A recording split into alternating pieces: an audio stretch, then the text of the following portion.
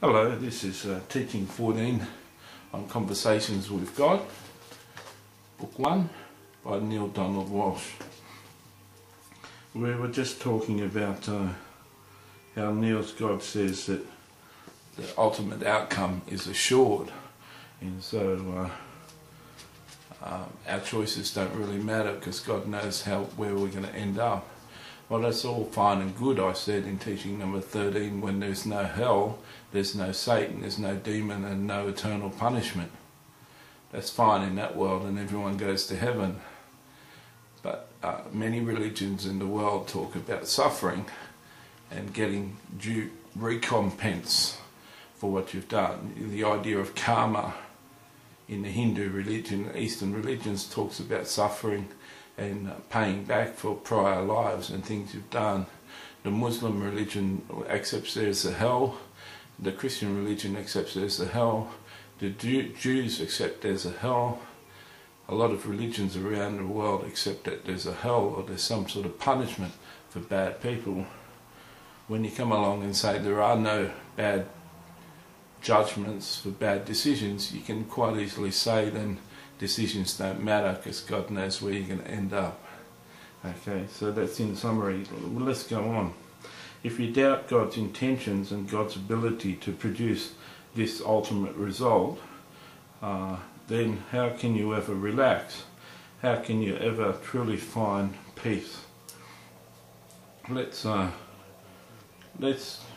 confine this teaching just to that statement. Okay, Neale's God was talking about if the ultimate outcome in life is assured, so why worry? There's no wrong or right decision. You're all going to end up in the right place, and if you're all going to end up in the right place, you should have no doubt or worry or fear or guilt. Yet the Christian God and many religions, like I say there is a hell and there is suffering and there are consequences. But apparently Neale's God doesn't agree. He says there is going to be no punishment. It's only good times and happy times. So in context, he says if you doubt God's intentions and God's ability to produce the ultimate result, then how can you ever relax? How can you ever truly find peace? Now, I can tell you what, it's very hard to relax in this world. I have to agree with that. It's hard to relax. But let me tell you a story out of my father's life. My father fell down a cliff. He was climbing down the cliff to get golf balls in the sea below, or some way, whatever he's doing, he was on a cliff. And whatever he was doing on the cliff, he fell, lost his footing and fell down the cliff. He might have been on the top looking for golf balls and just fell over the cliff, I don't know. All I know is he was falling down the cliff and his mind said if he tenses up in his fall, he's going to break bones, he's going to do a lot of damage. So I need to relax, so when I fall, it'll be easier on my body. A lot of drunks can get really drunk and fall over and smash themselves, but not do any real damage because they're so comatose, they're so relaxed, nothing breaks. Okay? So my father relaxed on his fall down the cliff. Now tell me, would there be much more of a stressful time you can be going through?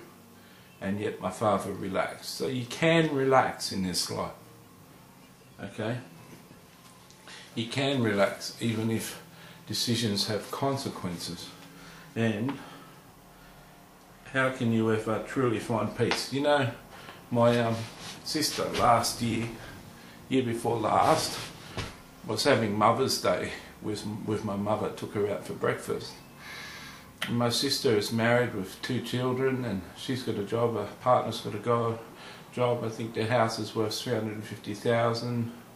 I think if they got out of debt, they'd be worth a couple of $100,000 now. Their children are successful and smart, Christian boys, very smart and educated, good thinkers. My brother's got 3 children, 2 daughters who are really nice and a young son. He's fairly successful, he's a businessman. My younger brother earns $60,000 to $80,000 a year, married with 2 children. He's quite happy. They're all a success. I've got 2 mental illnesses. I'm in a disability support pension. I haven't worked for quite a few years. One of the only jobs I can do these days is wash dishes and assist in the kitchen, and that just bores me. So I can preach and I can run internet sites and I can volunteer and do work for my community centre and church, but I've got no interest in washing dishes anymore. Anyway, to all sense and purposes, most people would say I'm a failure. And yet my mother said, when my sister was out at Mother's Day, she said, I've looked at all my children, you know, and their lives and their marriages, and I had a divorce and lost my wife, and at the time I hadn't seen my child for 9 years. And she said, I've looked at all my children, and you know who I've worked out is the most contented? And she said, who? She said, Matthew. With all his issues and his problems in life, he's the most at peace and contented child I've got. And my sister was very happy that she'd come to that conclusion, very happy for me. So Neale's God said, without consequences and right and wrong decisions, if your future isn't assured, how can you ever find peace? Well, Jesus said that he was the peace. Peace is found in him. Jesus, one of his titles is Prince of Peace. There's a lot of peace in Jesus. I tell you what, there's a lot of peace in living your destiny, finding what you're created for, and then living in that destiny. You don't have to even be a Christian to find peace, find fulfillment. What's the meaning in life? Well, I'll tell you what your meaning in life is. You've got to find out what you're created to do, what you're talented at doing, and do it well. Peace isn't found in riches. Peace isn't found in lots of money. If that was the case, Hollywood would have successful marriages. There'd be happiness in Hollywood. Be happiness amongst the millionaires. But their marriages break up and they have troubles too. And they get stressed too. And when you've got a lot of money, you've got to worry about keeping that money all the time. It's hard to make investments and keep your money above inflation and taxes.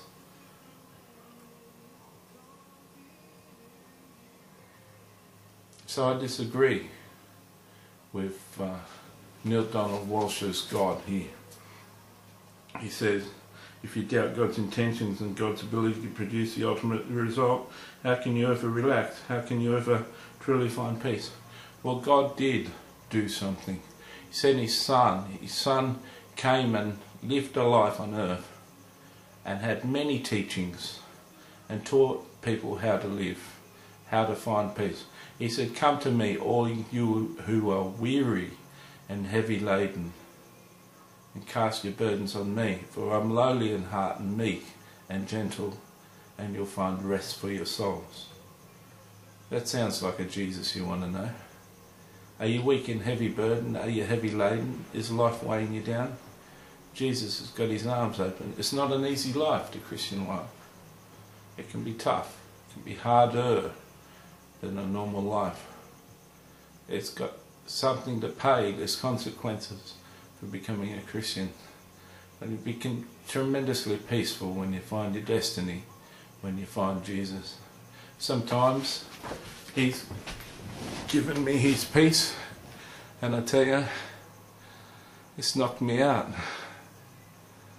For those who know heroin, for those who know marijuana,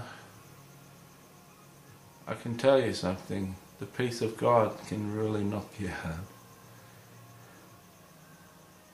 Neale's God is saying, if your ultimate result isn't assured, how can you ever find peace? You can find peace. You've got to find your destiny and walk in it. There's many people that don't achieve their life's purpose in earth, on earth. They give up. They don't find it. If you're a Christian, it's found in your spiritual gifts. Do a spiritual gifts test online. Type in spiritual gifts test. You do it anyway, even if you're not a Christian. Find your gift and then walk in it.